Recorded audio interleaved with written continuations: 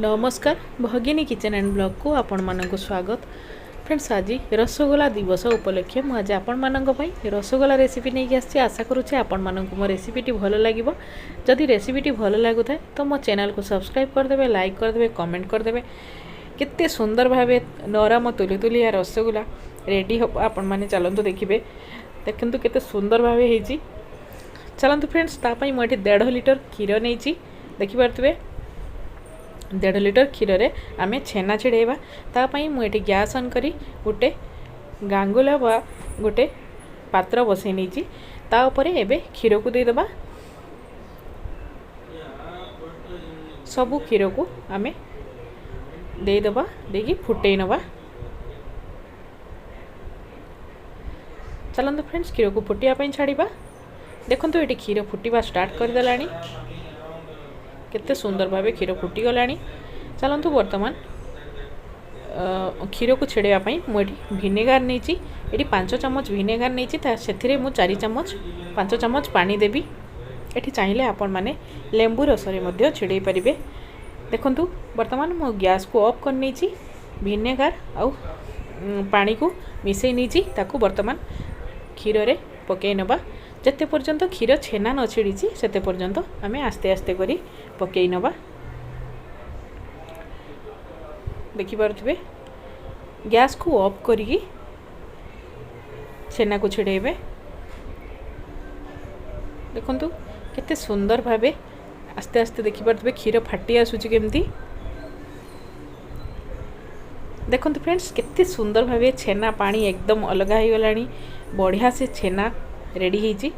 छेना को बेसी फुटेबानी टाण हो गले भल हेनी। ताकू मु गोटे बड़ छंका साहाय्य छाणी नौची से अल्प किसी पानी दे दूची कारण भिनेगार स्मेल हम रसगुल्ला आमर से पानी देकी ताकू भल भाव प्रेस कर नौची और छेना पानी को बाहर कर नौची।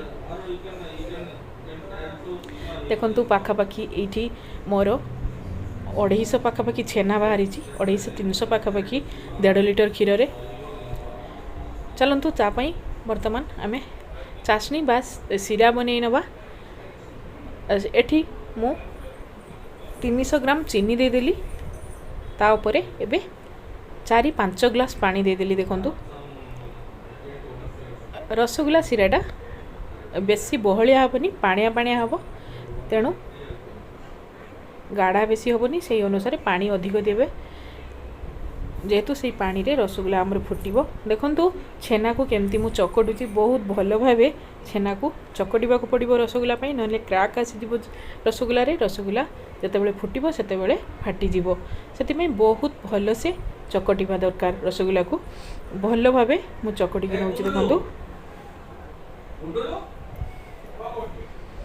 एमती हाथ रे केमती चकटा होची एटा देखंतु यही भाव मु चकड़ी नौची। जिते भल भाव चकटे रसगोला आमर सेते परफेक्ट बनब नरम भी बनब आउ जिते बड़े रसगोला फुटब से फाटीजनी शिरारे बहुत बढ़िया भाव चकड़ी नेबे।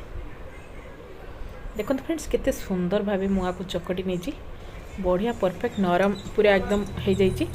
ताको आस्ते आस्ते करी आम रसगोलार सेप सब देदेबा।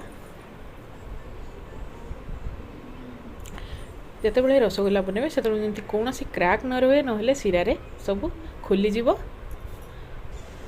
यही भाव आम सबुतक रसगोल्ला गुड़ा बनई नबा। जो क्राक रोचे मुझे प्लेन कर नौची। चलते फ्रेंड्स सबुतक रसगोल्ला एमती आम बनई नबा।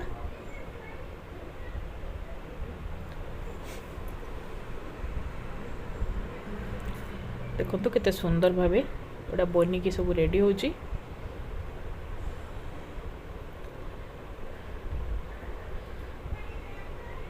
चलते फ्रेंड्स एबे आमे ताकू टोटाल सबू तक मोर ये 18टा रसगोल्ला होती। देखिपे ये सीरा भी फुटीगलानी से गोटे बड़ चमच अलैच पाउडर देदेली बा गोलमरीच पाउडर। तापरे रसगोल्ला गुड़िक छाड़ी दूची केते सुंदर भावे। देखंतु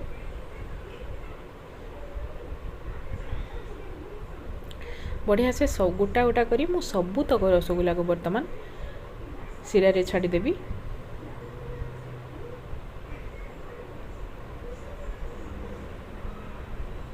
देखंतु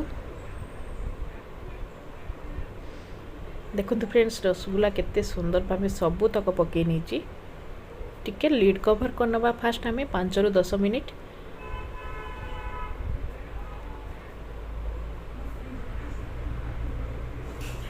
पुणी लीड कवर करनबा। देखंतु फ्रेंड्स कितने सुंदर भाव रसगुल्ला तार डबल हो गलानी जति सेप मु देइतली साइज कितने सुंदर भाव रसगुल्ला ये रेडी हो गलानी।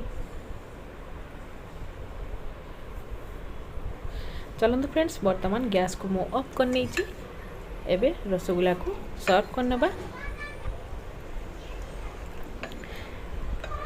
ठीक परफेक्ट भाग माप रखिले आमर रसगुल्ला बहुत बढ़िया बनिबो। देखंतु फ्रेंड्स रेडी हो जाइए मोर रसगुल्ला दिवस उपलक्षे रसगुल्ला रेसिपी। फ्रेंड्स मो रेसिपी गुड़ी जदि आपण मानक भल लगु थाए तो मो चैनल को सब्सक्राइब करदेबे, लाइक करदेबे, कमेंट करदेबे। रोहुची नमस्कार। पुनः देखा गोटे नुआ वीडियो रे।